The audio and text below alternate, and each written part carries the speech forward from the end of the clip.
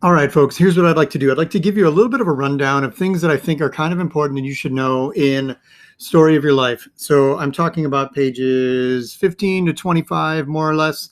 In the first 15 pages of the story, you learn about Dr. Louise Banks, Dr. Gary Donnelly, Colonel Weber, the daughter of Dr. Louise Banks, who dies at 25 after falling off of a mountain face and dying.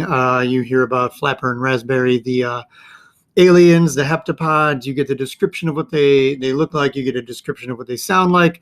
And then about the time that you get to today's reading, you're starting to learn about this thing called heptapod B. Heptapod A is like the talking that comes out the top of their mouth or mouth at the top of their head or body or whatever you want to call it. It's hard to describe. And heptapod B is their written language. And that's the one that during the reading for today, I know a ton doesn't happen, but it does make sense. Like some of the things that are built up and the rest of the story it has a pretty good payoff, which is why we're reading it. So I understand if you go a little cross-eyed reading this and they're talking about Fermat's principle and semigrams and logograms and all that kind of stuff. But what I want to do is just kind of clear up a couple things, and maybe it'll help you with the story as you make one final push. And then I'll probably do another one in a day or so, or this weekend, to kind of explain maybe the end of the story to help you understand it. So right away on page 15 or so, she's talking about these semigrams, and it's this writing that the movie did a really fantastic job of coming up what it looks like.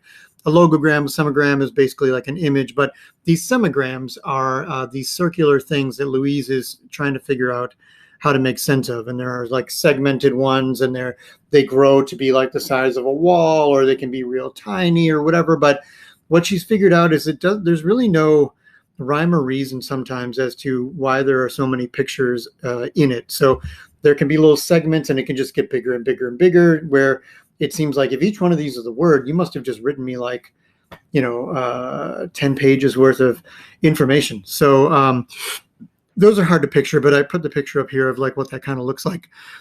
She describes him as being Escher-esque, and M.C. Escher was an artist who maybe you're familiar with some of these kinds of drawings that he's done. Maybe you've seen the movie Labyrinth, where there's part where Jarek is like walking on the ceiling and stuff. But that's what she's thinking about. That's what she's describing, which I think is a really good way to describe it. All right, we also get that these aliens don't seem to ask a whole lot of questions.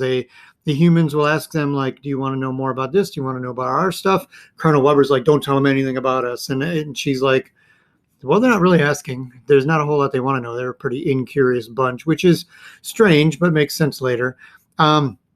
We've got Gary asking Louise out to dinner because they've had a breakthrough in physics. While they're out to dinner, they're talking about this idea of I forgot what I wrote it down here, the Fermat's principle of least time. And he kind of explains, and the breakthrough of what he explains in it is that when light is traveling through water, like if a light is coming through a glass of water, that it needs to know where it's going before it starts going. So it has to calculate its path before it starts, unlike most of us who get in the car and then start the GPS and turn around and whatever and do what we have to do to figure out the best way to go. Light doesn't do that. And that's when Louise is like, oh, I get it. Because right before this, she had just described that she slowed down the video and sped it up and moved back and forth. And she's watching either Flapper or Raspberry write a sentence. And when the alien does this, she realizes that the whole thing starts with like a line, and then the rest of it kind of like weaves into this word, and then over here is this word and whatever. And the whole sentence, in other words, like it'd be like if you think of a written sentence as a picture, and you could just draw it backwards and like loop through the letters, and you weren't looking at letters and words, you're just looking at the sentence as a picture and drawing it, and you would know what it looks like from memory, as opposed to thinking while you're writing the word recording, recording,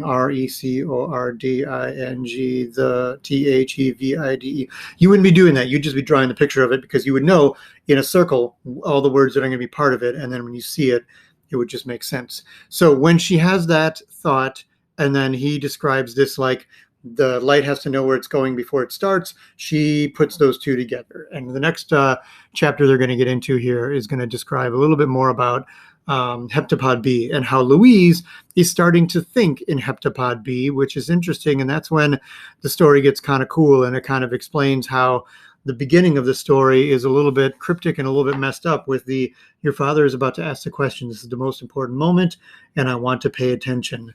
And it seems like she's unstuck in time, and it's not real clear where she is. And maybe as you start learning more about heptapod B, it will kind of explain why that is. And I think that's the main stuff that you need to know from those pages. So hopefully this kind of helped you out to understand that. I hope you've watched the movie, because I think the movie will help you make a little bit more sense of the story.